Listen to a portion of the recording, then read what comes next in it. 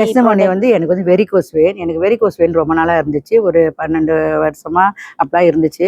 எனக்கு அப்போ வந்து எனக்கு அது தெரியல வெரிகோஸ் வெயின். ஏன்னா காலில் வந்து நரம்புல ரத்தம் க்ளாக் பண்ணிக்கிட்டு ரொம்ப பிரச்சனை. எனக்கு அது தெரியாமல் நான் ஆஸ்பத்திரிக்கெலாம் போவேன். பெயின் கில்லர் வலி சொல்லி போகும்போது எனக்கு பெயின் கில்லர் தான் கொடுப்பாங்க, பெனடால் கொடுப்பாங்க. அப்புறம் இதை தான் நான் சாப்பிட்டுட்டு இருந்தேன். சாப்பிட்டா கேட்கும், ஒரு நாள் கேட்கும், அப்புறம் அழகாக வேலைக்கு போகலாம். இப்படி நடந்து போயிட்டு வரப்போ எனக்கு ரொம்ப வலி வந்துருச்சு 2024. அப்புறம் என் ஹஸ்பண்ட் என்னை ஜிஹெச்சில் போட்டாங்க. அவங்க செக் பண்ணி பார்க்கவோ உனக்கு வெயின் வந்து எல்லாம் ப்ளாக்காக இருக்குது, எல்லாம் ரத்தம் இதாகிட்டு உனக்கு வெயின் ஆப்ரேஷன் பண்ணணும்னு சொன்னாங்க. அவங்க டேட் செக் பண்ணுவாங்கள்ல கம்ப்யூட்டரில், அது செக் பண்ணுறதுக்குள்ள நான் 10 நாள் வாட்டில் வச்சுருந்தாங்க. பிளட் டீனெல்லாம் எனக்கு ஊசி மூலியமாக கொடுத்துட்டு இருந்தாங்க.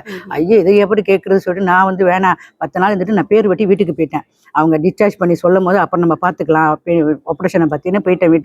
வீட்டுக்கு போனோன்னே நான் டிக்டாக் பார்க்குற பழக்கம் இருக்கிறதுனால நான் வந்து இந்த எலோரா பேண்ட்ஸை ஃபோன் மூலியமாக பார்த்தேன். அப்போ என் ஃப்ரெண்ட்டை நான் கான்டாக்ட் பண்ணேன். இந்த மாதிரி பார்த்தேன் இருக்குது அப்படி கான்டாக்ட் பண்ணேன். ஆமாம் இருக்குது, நீ ஏன் ஆப்ரேஷன் பண்ண போகிறோம், ஆப்ரேஷன் பண்ணாதே இந்த சில்வரை வாங்கி போடுன்னு சொன்னாங்க. சரி நான் வாங்கி போட்டேன். வாங்கி போட்டு நான் வந்து அப்போ வீல்சேரில் இருந்தேன். ஹாஸ்பிட்டலேருந்து வந்தோன்னே என் உடம்பு வந்து கொஞ்சம் பரமலாக இருக்கும். என்னால் நின்னா கால் வந்து ரொம்ப நடுங்கும். எனக்கு பயம், எங்கடா விழுந்தா கால் நொடிக்குமோன்ட்டு வீல்சேரில் தான் நான் வீட்டில எல்லாம் மூவ் பண்ணுவேன்.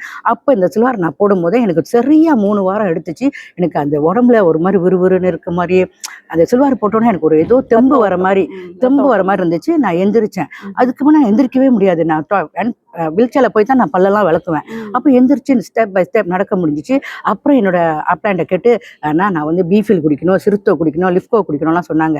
பீஃபில் எதுக்கு குடிக்கணும் கேட்டதுக்கு அவங்க சொன்னாங்க அதுதான் அவங்க ரத்த ஓட்டத்தெல்லாம் உடச்சி விடும், சீராக்கும்னு சொன்னாங்க. அதான் சேர்க்குன்னு சொல்லிட்டு நல்லா 4-5 போத்த நிறையா வாங்கி ஃபுல்லாக குடித்தேன். ஏன்னா நம்ம காலு தானே முக்கியம். அது தானே பசாருக்கெல்லாம் போய் எல்லாத்தையும் பேசுவேன்.